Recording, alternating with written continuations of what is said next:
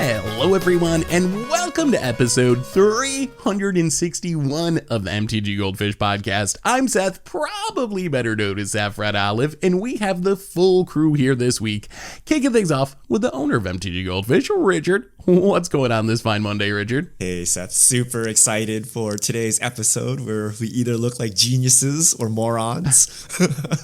Oh yeah, it's gonna be a fun one. Before we get into that though, we got another co-host in Krim. Good morning, Krim. How you doing today? Morning. Yes, I am excited to see what I have.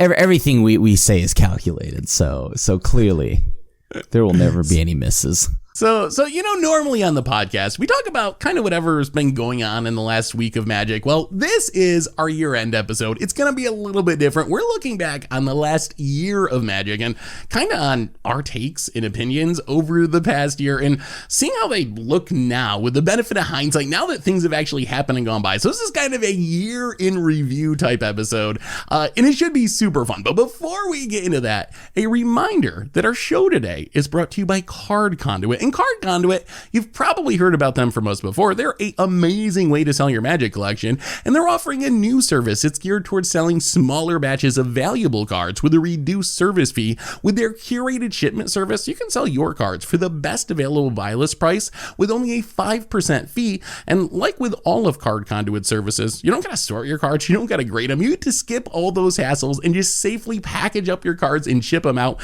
And of course, you'll get a detailed report with the results, so you can check out Card Conduit's curated shipment option as a way to buy list up to 150 cards with fast processing, optimized prices, and the low service fee of just 5%. And right now, you can even get another 10% off by going to cardconduit.com/MTGGoldfish. Card Conduit, they're the easiest way to sell your Magic cards. So thank you to Card Conduit for supporting the show. And let's look back on the year of 2021. Richard, I think you're gonna take the helm for this podcast. You got some clips of stuff that's happened over the past year. So Richard, take it away. All right. So our wonderful editor has compiled all of our hot takes into we have hits, misses, and omissions. So you guys always do top 10 lists. So anything we hit, like maybe it was like a Oko or something, right? A miss, maybe Circle of Loyalty, or an omission. Maybe it's like so beyond us that we didn't even put it in a top 10 list. So we have the full list today. I'm going to go over them, but we're going to start off with Zendikar Rising 2020 because the last set of the year always gets not a lot of sets have been printed. So we got to see how it turns out. So we're just going to revisit the tail end of 2020 and then we'll jump straight into 2021. So this is Zendikar Rising and we're going to talk about Zagras. If you ever have more than one creature in your party, then anything under 5 mana, this is a steal. Yeah, that's why I really like this card. I'm actually pretty scared of this card and expect it to be pretty good. Yeah, it's going to be picking off tons of planeswalkers. Okay. I see how you made the mistake. You saw Thief of, and then your mind just put in Oko and Crown, and you're like, this has to be good. Yeah, we'll go with that. I'll go with that, yeah. Really though, I think this might be one where we get bailed out. Like, Zendikar Rising isn't that old. We know we're getting the D&D set that'll probably have more party tribe members. So I think there's still hope for Zagras, but I think looking at it right now, where we're at the end of the year, before we get more sets and the rest of Standard, I mean, it hasn't really done anything. And even though we were skeptical of Party, we liked Zagras for some reason, even though apparently I couldn't say Zagras at the time. Another one of those cases. When I read Zagras and hear that analysis, I still actually feel the same way. Like, it should be a good card if you can cast it for 4 or 5 mana. Why isn't it? Well, okay, I wouldn't say that it's just written off right away right now, right? Because, I mean, there's still a chance, like you had mentioned. I don't think I've seen hardly any actual successful party decks in Standard, like period none, even though that was one of the big themes of Zendikar Rising. You know what, we'll revisit that, because I still think with Zendikar's life and the, still being here for a while, and on top of that, we have the D&D set. I think the D&D set will definitely make or break Party. Yeah, I kind of feel like Party is a plant for the future. Yeah. Like, I kind of feel like the idea wasn't for it to be competitive with Zendikar Rising, but the idea was to, like, lay the foundation for some of these tribes. And then as we get Kaldheim and Strixhaven, and then eventually the D&D set, by the time we get to that, then I would not be even a little bit surprised to see a competitive party deck in Standard. And who knows, maybe Zagreus is part of it. Maybe we're all like sick of 2-mana Zagreus's next summer after we get the D&D set. That doesn't seem, is it likely? No, but is it possible? I think so. Okay, I'll set myself up for next year's review. There's no way Zagreus will see play. Like they have to print like a 2-mana creature that effectively fills your party, and then that creature has to be Rakdos somehow, and then maybe you would see a Zagreus play. Like, You just wait, Richard. You just wait. Would you say we're tripping? yes, you I will go on the record and say you're tripping. Now it's for sure going to be a good mechanic. All right, it's 2021. You guys be tripping. Yeah. Even with alchemy, Richard, could it be helped? You just got to give it time, Richard. It's still like 9 months until Zendikar Rising rotates. Yeah. Like, just read Zagreus. It still looks. We're 2 years into this now, and I still read Zagreus and still feel like it should be a good card that people play somewhere. Like, sure, Party was a flop, but really, like, it's got so much text on it. It's like the Party questing beast. Like, I still feel like it should be good, and it still just continually disappoints me.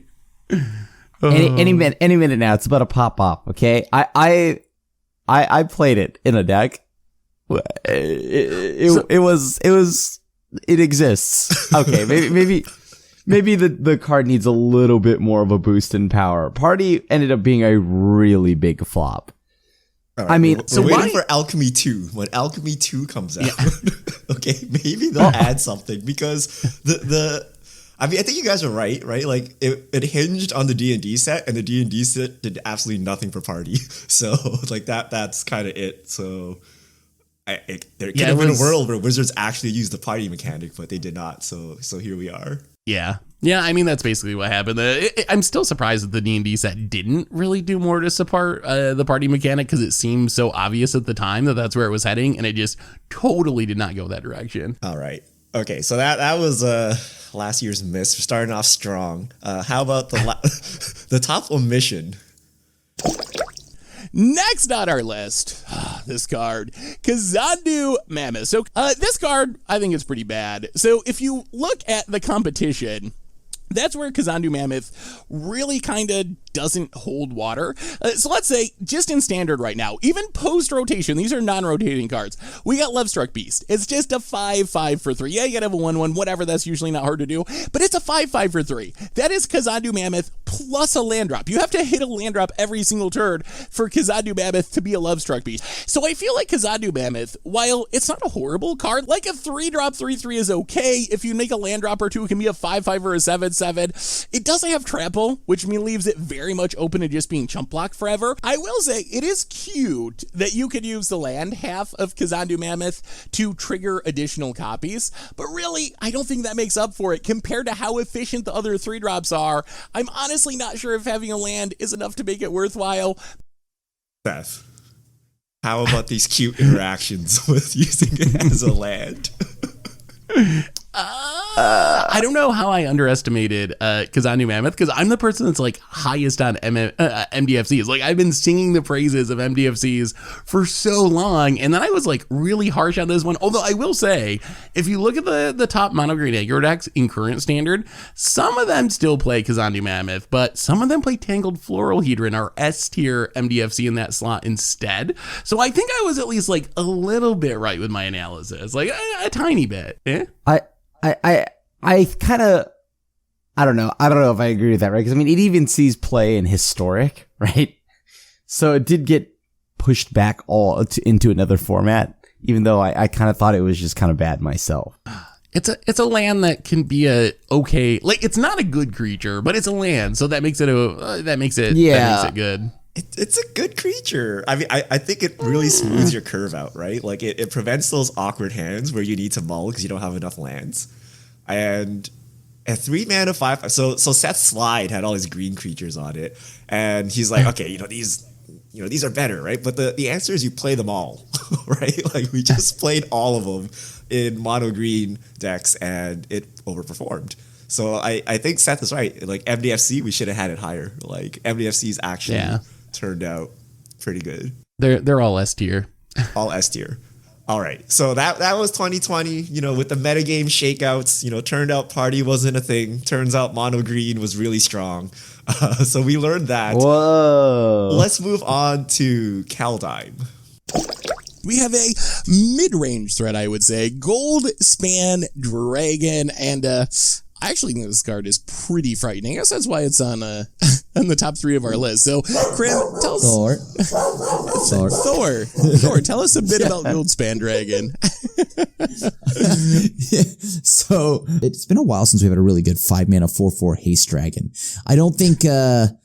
like Glorybringer was the last one, right? And this is no Glorybringer, but I think this definitely kind of like it pays for itself. I think that's the biggest thing about it. Yeah, and I'm glad you brought up Glorybringer, because I think that's one of the reasons I'm really high on Gold Spawn is we've seen the 5-mana 4/4 hasty red dragon be kind of a standard staple over the years. We had Stormbreath Dragon, we had Glorybringer, we had, well, I guess Thundermaw was 5/5, but still, like the hasty 5-drop dragon is traditionally a pretty playable card, but really, I think this card is just good enough that you can be playing some sort of random mid-range deck, and this is just a good threat. Like, the mana production, the mana doubling's good. Making a treasure is sort of a form of protection, soft protection, but still, even if it dies to instant speed removal, you're getting a bit of value out of it. So I think this card, it's hard not to like. It just does a little bit of everything, and it's really efficient at what it does. All right. Better Nailed it. than Glorybringer. I think we underestimated it somehow. You guys only had it number 3, but it has been the linchpin of Standard for a while, right? And Historic. I mean, all formats. It got nerfed. It was so good it got nerfed. Yeah. We haven't seen Stormbreath Dragon get nerfed yet, have we? So I would say that we didn't say it was going to be nerfably good. We were like high on it and thought it was going to be a standard playable card. But I think even that was still underestimating just how strong it was going to be. And doubly so if you look at the card that was ahead of it on our Kaldheim list, which I'm pretty sure was Glorious Protector. All right, let's go to the top miss. Let's see what the actual miss was. The Blood Sky Massacre. Rakdos Saga likes Berserkers, draws cards. Tell us about this one, Grim. So really, this is just for me and to like enjoy the Berserker archetype that just got added in. There's a good amount of Berserker cards. Some of them are angels. A lot of them came through this set. That seems really good. I don't even actually think about the 3rd chapter. I mean, sure. Like the 3rd chapter is almost irrelevant to me. I would do it for just chapter 1 and 2. That's actually how I look at it too. But the second lore counter, that's the payoff. Like, even by itself, it's not bad. But if you can have 2 or 3 or even more Berserkers attacking that turn and you're refilling your hand, that's a really powerful card. I mean, even if it's only 2, like if you get a 2/3 with Menace, the dodges Stomp, and then you draw 2 cards for 3 mana, that's a lot of value. That's a Divination plus. That's a Muldrifter. You're building a Rakdos Muldrifter, essentially. This card missed so hard, I don't even know what it does. I forgot that it exists. I forgot that it existed, honestly. Still has a chance. We're getting more Berserkers. You might have to read the text on that one for me. What are we talking about? What does this card do? It's a 3-mana saga. Step 1 is a 2/3 Berserker with Menace. Step 2 is when it attacks, you draw a card and you lose a life. And then step 3 is add a red mana for each Berserker. That sounds like the Crim special. This is like the fairest card I've ever seen. It would have been sweet if Berserkers ended up being good, though. I mean, I guess there's still time, right, Crim? We can get there. Yeah. There's still Berserkers to be printed. I'm not writing that off yet. You just wait. Apparently we're bad at Rakdos cards. You guys really like Rakdos cards get us every time. Maybe we need to play Zagras with Blood Sky Massacre, and that we got a deck. We have our Whiff deck, Whiff Tribal. Yeah. All of our misses from the past year, jam them together. We'll be good. All right. Top omission. Powerful. We also got Elrond's Epiphany. So 7-mana sorcery. Just gonna pause right here. How did this wasn't mentioned in any top 10 list, guys? Like we missed so hard on this card. That's real bad. It's unbelievable. Let's see what Seth's analysis. We had to dig into a daily spoiler video to get us talking about this card. Oh no. So Alred's Epiphany, I know. We're not that far away from Nexus of Fate making everyone miserable in Standard. And people, I think, are rightly still a little bit scared of extra turn spells. But I will tell you right now, Alred's Epiphany, it's not a Nexus of Fate. It's not going to loop. It's not going to make you miserable. Yes, maybe someone will take an extra turn with it, but that's fine. It exiles itself. It's worded in a very safe way. So it is an extra turn spell, but it's not going to be a dominant Nexus of Fate extra turn spell. Instead, it's kind of like Notorious Throng, Part the Water Veil, Karn's Temporal Sundering, and these are cards that, while occasionally they see a bit of play in like meme decks, joke decks, budget decks, or whatever, they're not cards that are in any format. So Elred's Epiphany, I'm pretty fine with it. All right, I wish I deck that is the entire metagame of Arena, Seth. Oh, yeah, I wish I stopped talking like way before that. This isn't going to make anyone miserable. Don't worry about it. It'll be fine. All I can say in my defense is if you look through other people's top lists for Keldheim, like I think Patrick Chapin did top cards by color, and he had it as his number 10 blue card from the set. Like so we weren't the only one who underestimated Alrund's Epiphany, but I certainly, oh man, that was like painful to listen to how far off I was on that one. That was real bad. I mean, in a way, Prismari is a meme, though, right? Like, it is a meme in that, oh, it's the most miserable. Everybody knows it as that deck of the format. So in a way, that's kind of like a meme. So do you think we whiffed because we underestimated the synergy with Goldspan Dragon? Like, so we didn't have it in our top 10 at all. I definitely kind of trashed it a little bit on the spoiler video. Like, what went wrong with that prediction? Like, is it that Goldspan was making extra mana, getting like powerful Izzet spells in Strixhaven, like expressive iteration? Like, how did we all like overlook this card? Simple, because we came from a very powerful standard. We came from a format that was like, and like we didn't think of it then, because when you think about what was played even with Eldraine, like when Eldraine was in the format, right? There were a few cards that weren't Eldraine that still saw play. We should have assumed those cards because they were able to go toe to toe with Eldraine cards and find a way into deck lists with Eldraine. That must mean that they're somewhat extremely powerful. Not Eldraine levels, but still very powerful. And so, yeah, at least for me, I was a little bit jaded from like just like looking at all these cards, and I was like, well, it doesn't have like an adventure side, it doesn't do two things for one. We had a standard where like so many things were getting banned left and right. So yeah, I could see why we would miss that. I think that's true. When you consider like we were coming out of a world where Alrund's Epiphany, or not Alrund's Epiphany, where Emergent Ultimatum was 7 mana, like literally win the game. Like you resolve this, you win the game on the spot. Alrund's Epiphany doesn't look that scary compared to that, but it ended up being definitely the monster of our current standard format after rotation for sure. I think we just underestimated the Prismari shell. Like there's a lot of cards in the Prismari shell that you're going to see in this list today, and turns out when your cards are really strong, taking just one extra turn is good enough, because we were all scared of the loops, right? We're like, oh, you're gonna take like 8 extra turns or something, but like just 1 or 2 extra turns is enough to end the game with this Prismari deck. So it didn't have that recurability that Nexus had, but it's enough, right? The birds and the extra turn and the rest of the Prismari cards can just close the game. Although in our defense, like some of those cards did come later. Like when we were evaluating Alrund's Epiphany by itself, that was like pre-Galvanic Iteration, pre-Memory Deluge. Like some of this stuff didn't exist, so we couldn't have seen it. But still, like we should have been higher on it than we were, I think, for sure. So what we're gonna do now is rank the next extra turn spell like S tier, and then it'll be like utterly unplayable, and then we'll have to review this again next year. All right. Strixhaven. Number 2 on our list. We're staying in Prismari land. We got another uncommon, some good uncommons in this set. Expressive Iteration, a red and a blue sorcery, Anticipate, essentially. This turns into essentially a 2-mana draw 2. And I feel like it's pretty easy to take advantage of this, even put your good card in your hand, cast it before you play your land drop, exile the land from your top 3, play that as your land for the turn, put your bad card to the bottom.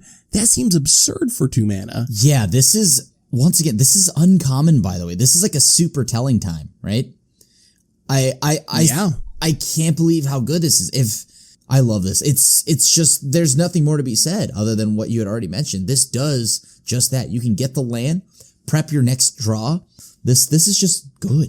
Yeah, it is. It is just good all around, and We nailed that one.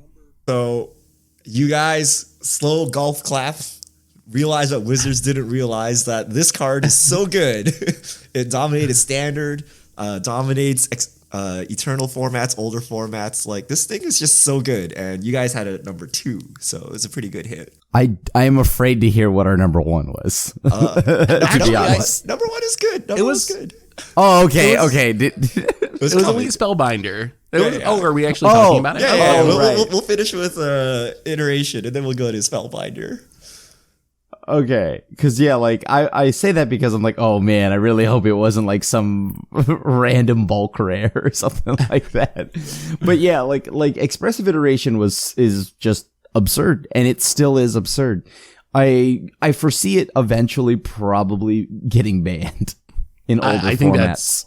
I think that's a card that's caused so many problems in so many formats. Like we've talked about this before on the podcast, but it's been the year of the Is It decks in like multiple formats, going back to like Time Warp being banned in Historic. We see the domination of these decks going back to Modern. We have some Dragon Rage Channeler shells, Murktide Regent shells. We see Is It Delver dominating in Legacy. And I think it really mostly comes back to this little uncommon that is like really driving all these insane Is It decks from standard all the way back to Legacy, which is kind of crazy just how strong that card is. Fully agree. This is like the card, right? Like I feel like this is what like holds every Prismari shell together. 2 mana draw 3. Turns out it's pretty good.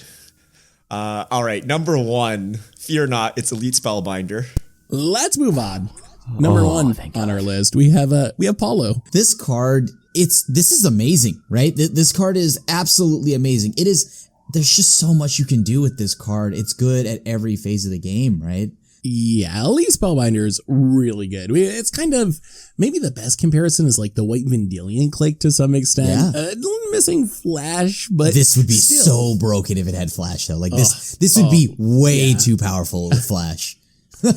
even without Flash, this card's very good. So just all around, I feel like this card is kind of just a staple of like mono white, any sort of white X tempo deck or aggro deck.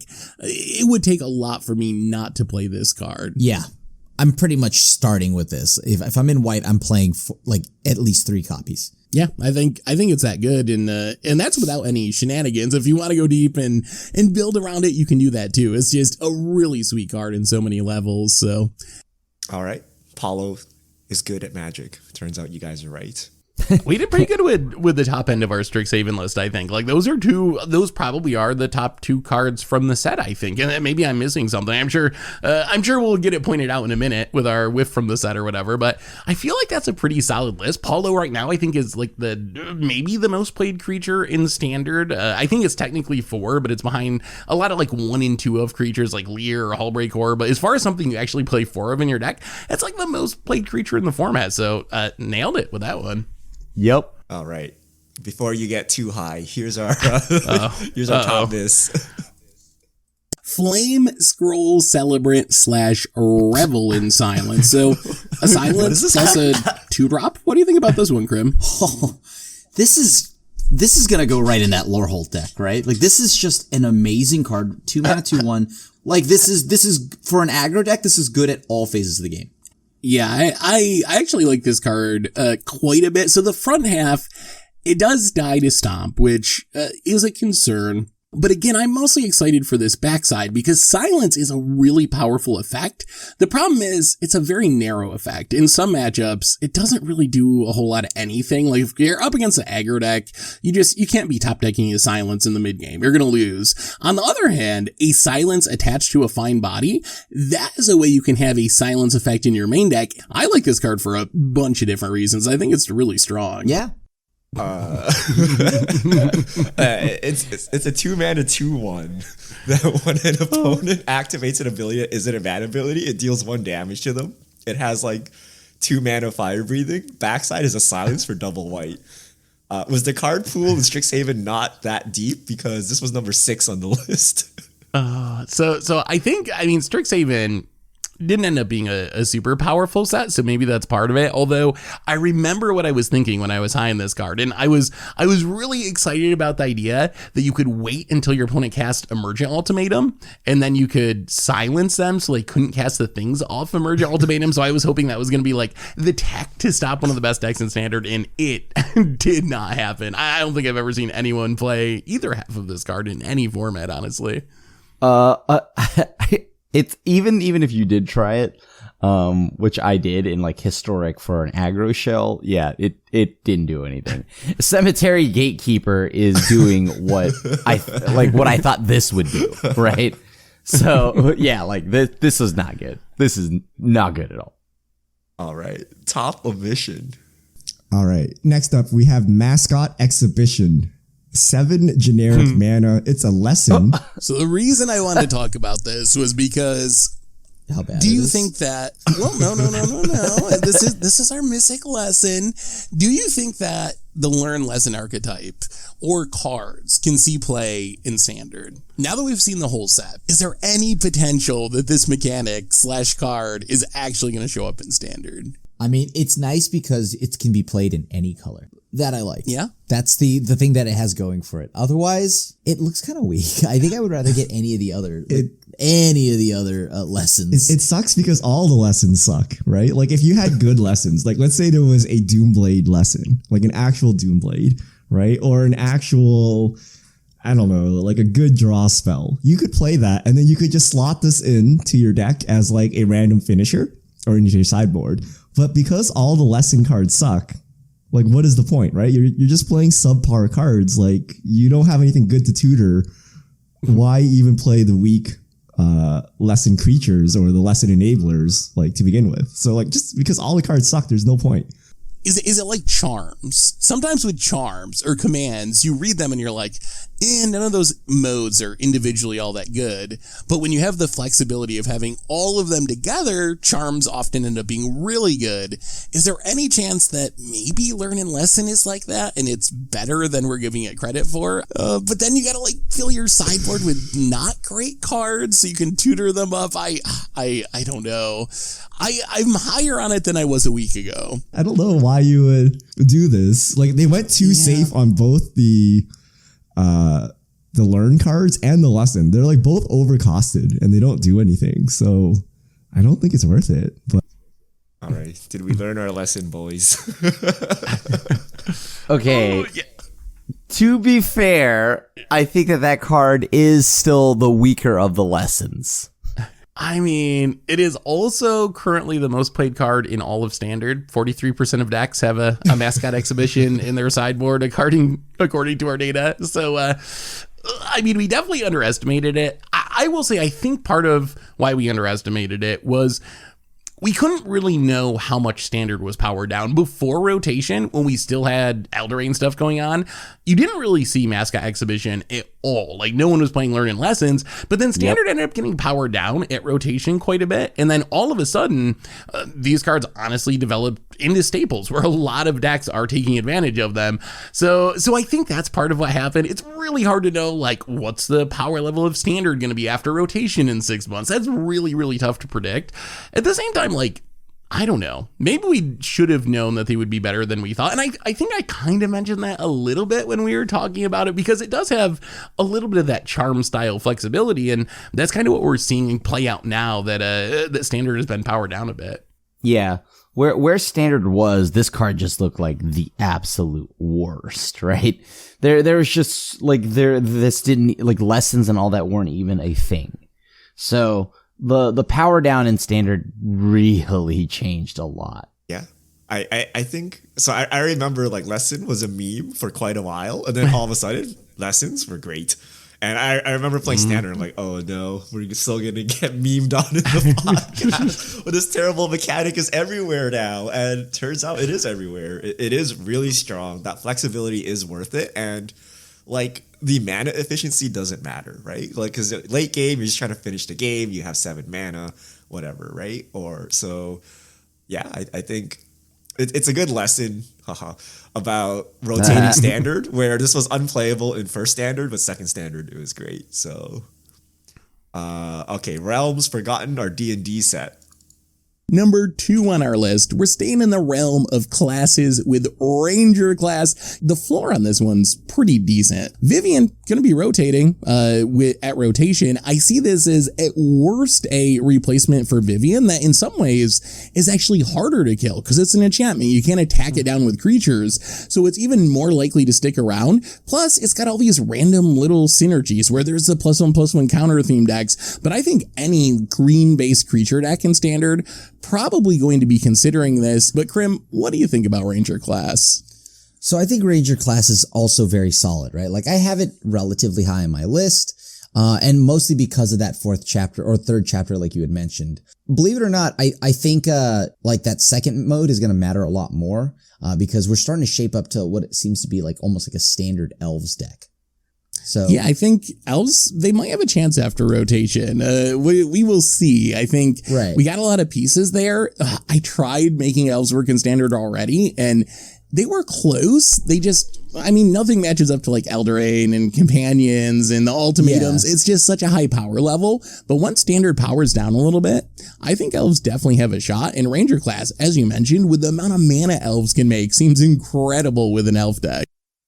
You guys were pretty good until you started talking about elves. Yeah, we got a little But I mean, Ranger class is great. Like Ranger class sees play at least back to historic. Like, so I think that was a solid pick. Even if we did kind of go into this weird Elves tangent we were right reason. for all the wrong reasons. Elves still not playable, but you know what? And it's funny because that card is so good. It is now an eyesore for me every time I see it. It is so good. It's everything that's wrong with modern Magic.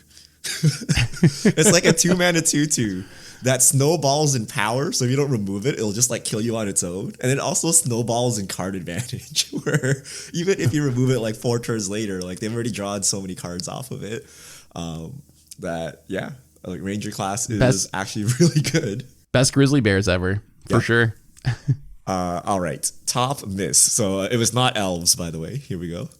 Well, let's move on. Number 3 on our list. We're sticking with the class enchantments. This time, we have the Boros Fighter class enchantment. Dealing with equipment, Krim, what are you envisioning for this one in Standard? I think this might actually just be the best class for Standard. It's one of them. Actually, like top 2, right? It would be between this and maybe something else. But the thing here is, I think this card is very solid. Once again, all these classes are super cheap. So I can only think of a few things to grab, like an Embercleave, and then like whatever, the Maul of the Skyclave. So this just seems like a powerful way to tutor up anything. We've got a lot of pieces kind of like setting up for an equipment deck between Nahiri or Warriors. There's a lot looking to set up for fighter class. This just seems like a cheap, powerful way to really get your equipment archetype, your Voltron vibes going. Okay. Has Voltron ever been a thing in Standard? Okay, hold on. The issue with this, right, this big miss is that I had forgotten that it is actually just a passive thing that happens when you play an Embercleave deck, is that you always have it. You never need to tutor it up. That is the only thing that I feel like I missed. Okay. And yeah, maybe Voltron isn't great. I'm glad you were high on this because it takes away from me having Grandmaster of Flowers on my top 10 list. So thank you, Graham, for the save on this one. Okay, but of the two, mine. This is more playable, right, than Grandmaster Flowers. I mean, I still think Fighter class is a good card, and I still think it's a card that could see play in Standard. It just doesn't really have the support. Like there's not anything to do with it anymore. And as you said, like, they always have the Embercleave anyway, so you didn't need it in that deck, and you didn't need to go into another color. And we just don't really have an equipment deck in Standard. Even though Wizards has tried to like power up equipment a little bit, that's just not a thing that exists, some sort of Boros equipment deck. I think if it did exist, then Fighter Class would probably be in it, because I still think it is a decent card. That equipment needs to be Batterskull or something, I think. I feel like anything that requires quote-unquote combo pieces. So, like, for example, Zagras with party, for example, equipment, with needing equipment and a creature is, like, too much for Standard nowadays. It's all about, like, a one-card win con that you cast at, like, 2 or 3 mana and then just snowball to victory. So I think I'm never going to rate another Voltron card highly. Like, I think we're just past that point in Standard where it's just all one-card win cons now. I hope next year's end of year review has us going, oh my god, this card needs to be banned. What could they print? Like a Cauldron complete in the stand? Like, that's not even good enough, right? Like, what could they actually... A Jite? Maybe. As I think about it, there's not a lot. Like, they would have to print something better than those. I mean, we are going to Kamigawa. Maybe GTA gets another pass into Standard here. GTA 2. Fixed GTA, which may not be fixed. Top omission. Next up, we have the return of werewolves with Werewolf Pack Leader. So double green. So Werewolf Pack Leader, it's like the best Watch Wolf we've seen. Like, Watch Wolf was an exciting card for its time 15 years ago, but a lot of time has went past. The power has crept a little bit. So now for a 2-mana 3/3 to be playable, it apparently needs to have multiple abilities. So Werewolf Pack Leader, it does have good ones. Like, drawing a card is what you want in your aggro deck. Growing itself, I don't think you use that super often, but there will be times when it's really relevant. This is a card I think can immediately break into Standard in mono green stompy / aggro deck. Werewolf Pack Leader seems like an easy upgrade there, so I think Standard mono green probably wants it. The other thing to mention about Werewolf Pack Leader is we know we're entering Werewolf World. We know we're returning Innistrad. We know we have an entire Innistrad set that's themed on werewolves, so this might also be a bit of a plant for a future. So even if it doesn't do anything crazy right now, once we get the Werewolf Innistrad set, Werewolf Pack Leader might make a lot more sense from a tribal perspective. So pretty close. So it didn't make it into your top 10 video. So you guys didn't slot it as top 10. But Seth was pretty kind of spot on with that analysis there. I don't know why we didn't. I don't know why it's on our top 10, honestly. Yeah. I feel like me and Chris must have like collective all the other collective werewolf amnesia, and just I think we must have forgotten about it because, like, yeah, I was high on it during the spoiler video. So yeah, that's really weird. But yeah, that is definitely a huge omission. That's one of the best cards in Standard. Turns out Watch Wolf is good. I think because, we still had Lovestruck Beast in the format, right? Or no? Oh, wait. Oh, we did. Yeah, we did. So I think it was a meme to be casting a 3/3 into a 5/5. So maybe that's why. Right. But still, we were putting Grandmaster of Flowers, Fighter Class on our list. Like, come on. Like that card is going to take off, okay? Fighter Class, not Grandmaster of Flowers. I thought that was bad to begin with. Oh, I should dig up that. It's not on our list, but I remember Seth fighting really hard for that card. On the podcast, I did. I really tried to argue for it, and it did not work out. All right. Midnight Hunt. So we got another Planeswalker, and I kind of feel like Red and 7 isn't really getting the hype it deserves because it was spoiled so early. But Red and 7, it's a really powerful Planeswalker with 4 abilities that can make huge tokens and fill your graveyard, which we've been talking about throughout our top 10, is going to be relevant in Innistrad Standard. So, Krim, what do you think about our new Ren? Well, as you all know, I love my 5-drop green Planeswalkers. When I say that, when I say love, I use love very, very sarcastically. Not quite Nissa who shakes the world, but still very powerful. The thing here is I think that 0 is very solid and probably oddly overlooked right now. And I think that this card as a whole is just kind of underrated right now.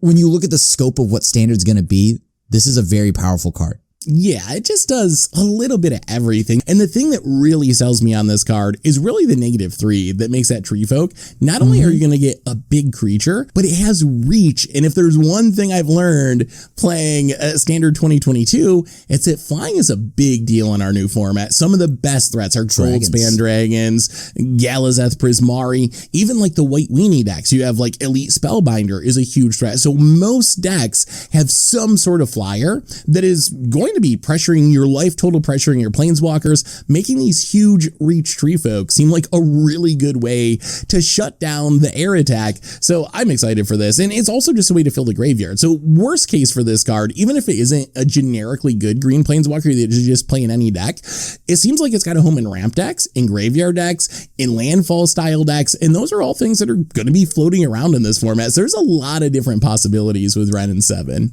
I think you guys bailed me out here. I think I didn't like the Ren and 7, but you guys are high on it. So we're going to count it as a win. Well, the funny thing though is on that one. We acknowledge the reach, and I can't tell you how many times I swung into the token with flyers. Yeah, turns out. I mean, I think we were pretty dead on. Yeah, it's just a big body with reach, and it makes multiple things. And then with the chariot synergies, I think puts it over the top. But I will still contend that it's just like a good card. I think what's making like all the green base decks are not the Red and 7, but the other cards, and Red and 7 just coming along for the ride. I think you're right. Like some green decks don't even play it. So I think it's definitely true that it's not the thing that powers the green decks, but I also think it did end up being one of the better cards from the set for Standard for sure. All right, top misses. Number 1 on our list, top card for Standard from Innistrad Midnight Hunt, we have Bloodthirsty Adversary. Another adversary, the red adversary. Krim, what do you think about this one? I mean, I was literally just streaming Goblin Dark Dwellers. I've been on a Dark Dwelling binge. I played Dark Dwellers in Modern, Standard. This is a Dark Dweller that can scale, right? So this is just the adversaries are versatile and they scale very well, like quite well with like whatever game plan you have. It's as simple as that. This can now cast a bunch of spells back and forth. This is good in a control deck. This could be good in an aggro deck in case you want to cast your burn spells again. Like, what's not to love? It's versatile. It goes in every deck that has red. This card's really, really good. And the reason this is ranked, I would say, above the white one, even though the white one is also very powerful, is if you kick it, it gets value right away, even if it's removed. The only downside of the white adversary is it does just tie to a removal spell. If your opponent has an instant speed way to kill it, and there's some good instant speed removal in our new format, then you don't really get the value out of it. This one, if you cast it for 5 mana and your opponent does have the removal, you're at least flashing back a spell. At 5 mana, if you flash back a 3 mana value spell, it's actually just Snapcaster Mage. Not with Flash, but still, it's the same amount of mana as Snapcaster would be to flash back something that had a 3 mana value. Plus, you're getting a 2/2 haste for 2, which is traditionally a pretty playable card in aggressive decks. So yeah, I think Bloodthirsty Adversary, this card is a card you can play in control decks, you can play it in aggro decks. It's even a vampire, which is probably going to be more relevant in a couple of months once we get Crimson Vow, but still, this is definitely deserving of the top spot on our list and a super strong Standard card. Number 1. Have you played against this card? This card is good. It's still good. I get bodied by it all the time in Historic. I haven't really seen many people play it in Standard. Like, I really haven't, and it is kind of disappointing because we even have decks that have a ton of spells in them. At first I was thinking, oh, maybe there's just like not enough support and we can use that as our excuse, but there's like, is it spells? And it's like one of the best decks in the format. So apparently being like okay on turn 2 and okay on turn 5 is just not okay enough anymore. You'd rather have Goldspan on 5 and Smoldering again 2 or whatever. So yeah, I don't know. I mean, Goblin Dark Dwellers I'll play. Like, that was a good card. Has the world just changed so much that we got to stop evaluating cards based on things that were good 5 years ago? Like, design is just so different. Things are so much more powerful that being very similar to something that was good in 2015 just doesn't mean anything anymore. I think so. But I also still think that this card still has lots of time to grow. This card is it may not be in every deck right now, but like this card, I just don't see how it's not going to get played. I still am high on this card. And it's worth pointing out for both Innistrad sets, unlike the first sets we talked about, they still have like 2 years in standard. Like they're only a couple months old. So we still have 22 months of these cards existing in standard. So I think you're right. There is a chance that at some point during that time, Bloodthirsty Adversary actually takes off. I think the biggest miss is no one expected the demise of red aggro, right? Like red aggro is always a thing. So I actually agree with Krim. Like of all the misses here, this one actually has potential to do something still in the right metagame. Whereas fighter class, stuff like that. Okay. Zagreus, that card's maybe, coming maybe back. the ship has sailed on those ones, but this one has potential still. All right. Top omission from Midnight Hunt. We also got a pretty neat red transform card, Smoldering Egg / Ash Mouth Dragon. So I think this card, it looks janky. It looks like, it's a cute little egg. We've seen dragon's eggs in the past. They're not really good. They're usually just like janky limited cards. This is Thing in the Ice. This is the return of Thing in the Ice. The upside is it's even easier to flip. The downside is Awoken Horror. That's a 7/8. That's a really big body. Ashmouth Dragon, it's only a 4/4, but it does have flying, and it has a really scary ability. If you're trying to flip a Smoldering Egg, you're playing a lot of spells in your deck, so once you get Ashmouth Dragon, all of those spells are coming with the kicker of being a shock, sending 2 damage, not just to your opponent, anything. So you're going to wipe out your opponent's board, deal a bunch of damage to your opponent's face. This interacts really well with flashback spells. It's pretty easy with Galvanic Iteration or Memory Deluge to flip this at lightning speed.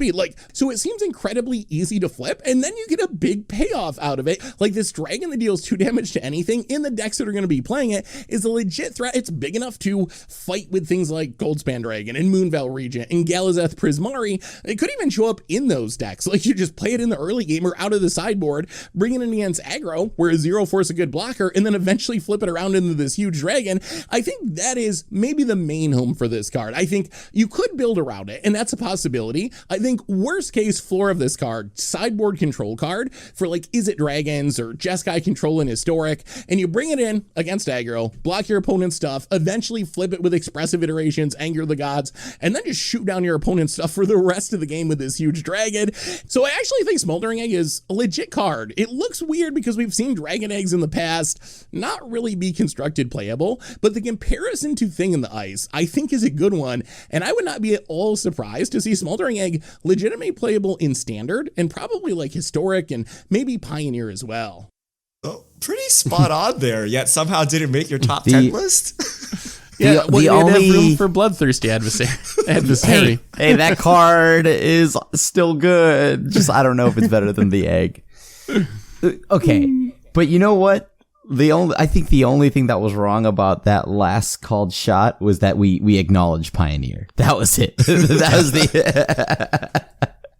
Other than that, it was a pretty good call. I don't know how it didn't show up on our top 10. I'm imagining it just maybe just barely got beat out a little bit or something, and it would have been in the next 10, but still. Yeah, it should have definitely found its way onto the top 10 somewhere. Yeah, you Do were people still play it? A seer. You actually hit all the points, all the decks it would be in, all the cases where it'd be good.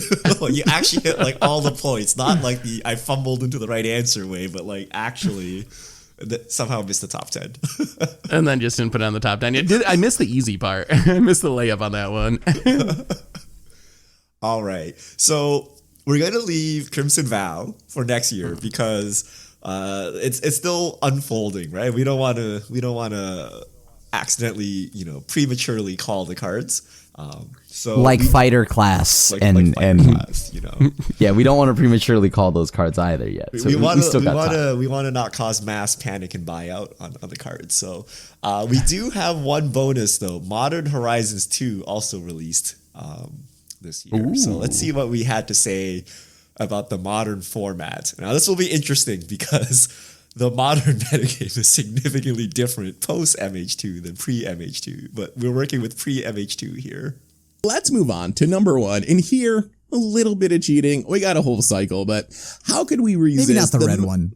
The red one, yeah, the red one is definitely at the very bottom of my rankings. I do think Fury can maybe see some sideboard play in the right deck, but it is definitely, the way I see these is you have Grief number 1 by a pretty decent margin. Then you have blue, green, and white all in the middle, which are also very good and going to see main deck play. And then you have Fury way down on the other end, like, maybe some decks can put it in the sideboard. If Fury had Flash, like a lot of the other ones, then I think it would actually be a reasonable card. But as a main phase card, not that exciting. Even if it had Flash, is that really that good? Because it needs to make it so it can split its damage amongst players too, and then we can maybe talk about that, right? If you could hit players, that would be insane. That would be an insane burn card. But the thing is, you can't, and I think this Fury's like almost unplayable. The rest of the cycle though, yeah. So endurance, pretty good. I think what endurance is just good because for a 3-mana 3/4, I would just play it normally. It has reach, flash, 3/4 for 3 mana. That's just great on its own. So for me, I think it goes number 1, grief, solitude, and then subtlety, endurance is tied, and then Fury's just not even on there. So like Fury would just be a basic land.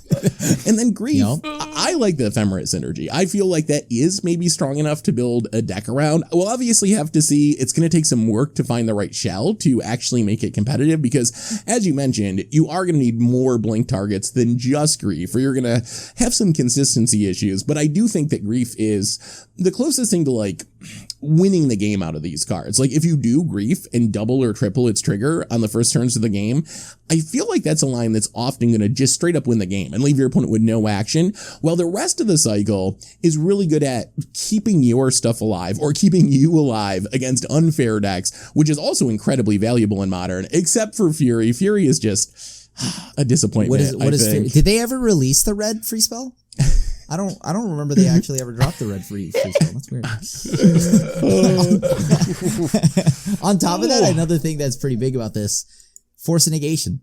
Can't hit these.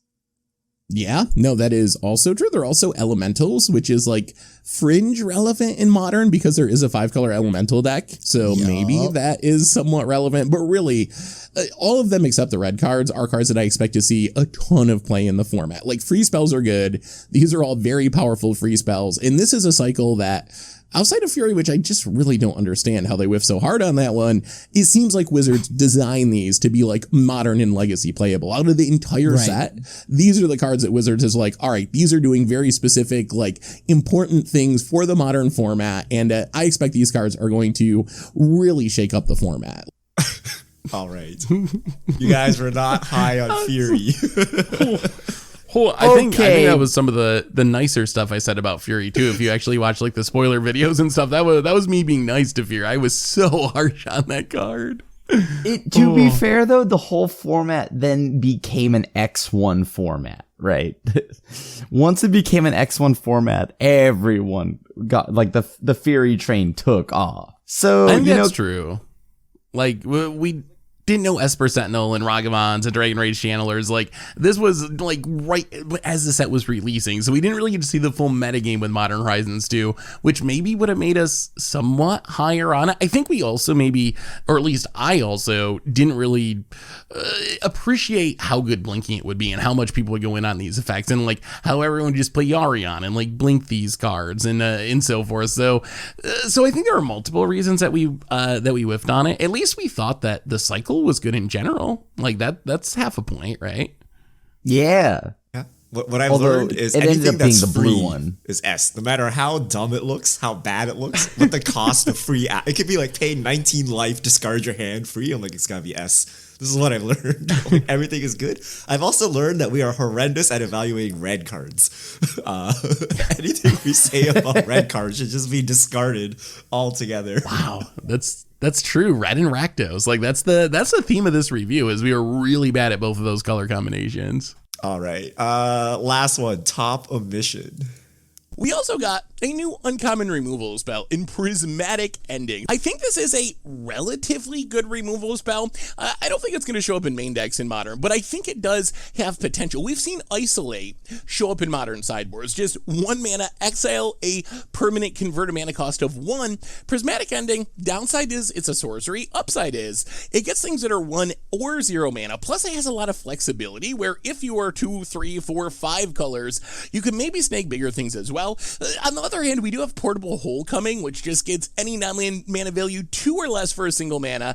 But Portable Hole, if your opponent kills it, they get their thing back. Prismatic Ending gets rid of it forever. And there are plenty of targets for this. People have been talking about it as a way to get rid of Chalice of the Void. Chalice of the Void on 1 counters anything with the mana value of 1. Well, if you're playing, let's say even mono white, you don't have 2 colors of mana, you can intentionally pay more mana with your Prismatic Ending, like pay 2 mana, so the CMC is high enough that you don't get countered by Chalice of the Void. You snake Rest in Pieces cheaply, you snake Monastery Swift Spears. So while I don't think this is a revolutionary new spell that's going to change Modern or anything like that, I do think it's possible that Prismatic Ending can find a way into its sideboard as a way to answer hate cards with a lot of flexibility and get rid of them forever rather than some other options which only get rid of them until the card leaves the battlefield, which is a drawback in some scenarios. So nothing groundbreaking here, but a pretty solid removal spell coming in Modern Horizons 2. All right, Chris. I mean, it is pretty solid. How did you not like this card? Once again, the whole format really went down on mana value, right? Like now everything's like 1 and 2 or 0. So like Prismatic Ending is absurd. It's absurd now. But at that time, I just feel like it, I could see why it was just a good card, not like an amazing card. It wasn't instant speed. The sorcery also makes it look worse than it is. Yeah, I mean, I was certainly pretty far off in the spoiler video. It is a card that has changed Modern and revolutionized things to the point where decks are adding white mana literally just to play this as their only white card in their main deck or their sideboard. The only defense I have for our top 10 video is it was Modern Horizons 2, and that set has a lot of good cards. So I think it should have made our top 10 list. But when you're considering like Ignoble Hierarchs and Kaldras and Gris and all the free spells and Urza Saga, like there's so many good cards from the set that I think you could even like, especially at that time, you can make an argument that it shouldn't have been on the list. Like with the benefit of hindsight, it would be one of the top 10 cards in the set, but there's a lot of really strong cards that change Modern for Modern Horizons too. So there's a lot of competition to get in the top 10 list. All right, so that wraps up all Eclipse. What have we learned today? How are we going to avoid egg on our face for the next year? Oh, easy. Shut up double about down. cards. Double down, right? Fighter class. To make it all back, right? Yeah. Circle of Loyalty is waiting to break out any minute now. Hey, I made a deck around that card at the end of the year and I won a few games. All right. So that it must mean that it's good. No, but okay. Fighter class and the red 2-drop, the red adversary. Okay. Maybe not fighter class, but red adversary definitely has a lot of time to grow. I think be careful with red cards and Rakdos cards. I think twice about them because that seems to be our weakest color when it comes to evaluating stuff. Otherwise, yeah, I don't know. Some of the cards on this list, kind of like Grim, I still do think maybe have a chance. So we'll have to see. A year from now, when we go back and do this again, maybe it'll look a little bit better than it does right now, at least for a couple of the cards on the list. I think we need to stop comparing cards to older cards. Like, even if, like, 2 years ago is, like, too far away in Magic design now, right? Like, saying things like, oh, it's like a Siege Rhino or, like, a Watch Wolf or something, I feel is no longer relevant. Because I think before and after some of these sets, like, the design has changed so much. Like, if you think of, like, say, pre-Eldraine, post-Eldraine Standard, if you think pre-Modern Horizons, post-Modern Horizons, Modern, they're vastly different, right? Like Krim said, no one expected Modern to go down in MV like that. Like, we're all just playing 1-drops now.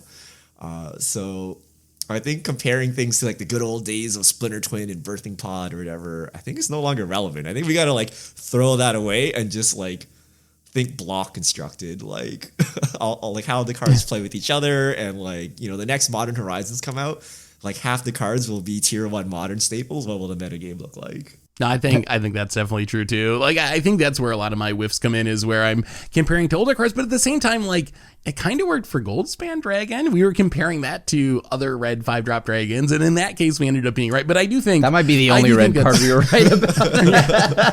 and that was a pretty obvious one. If we missed on that, oh, good lord.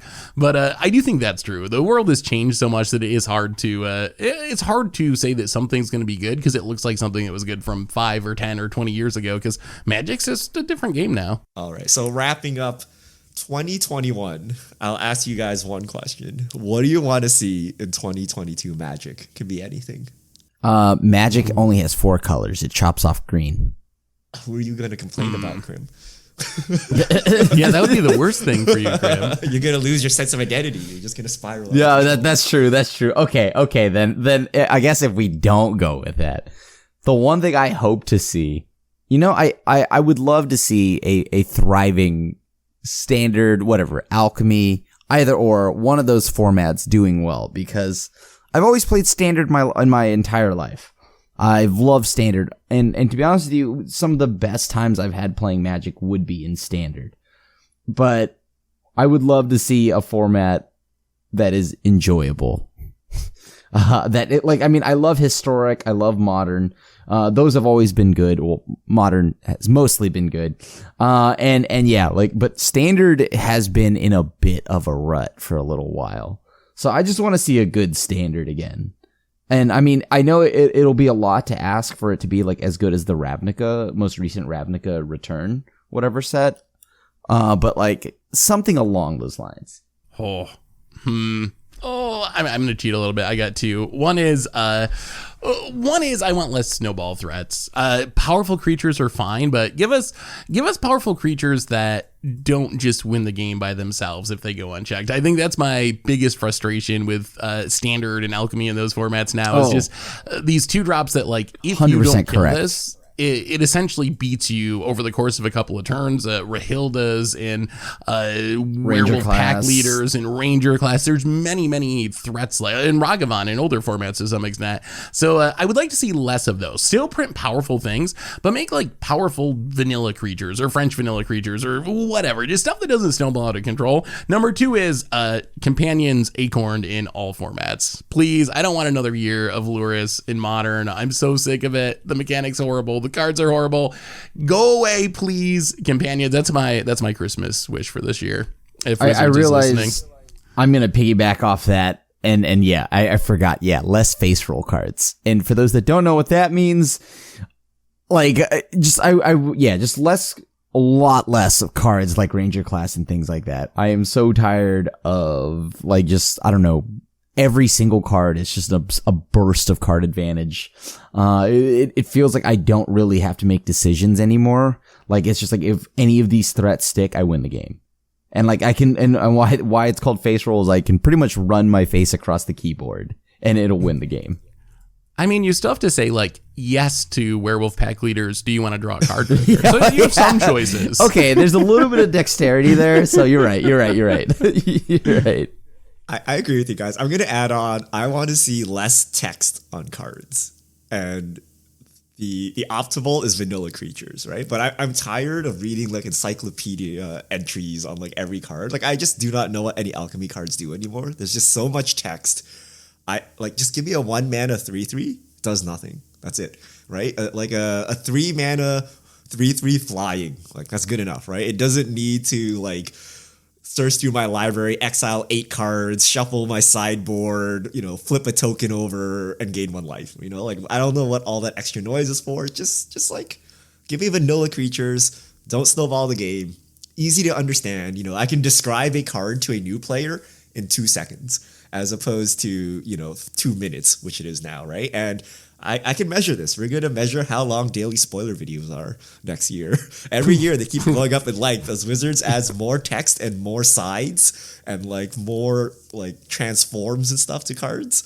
Like, just keep it simple. Like, it was a great game. We don't need to make it overcomplicated and like scare away new players.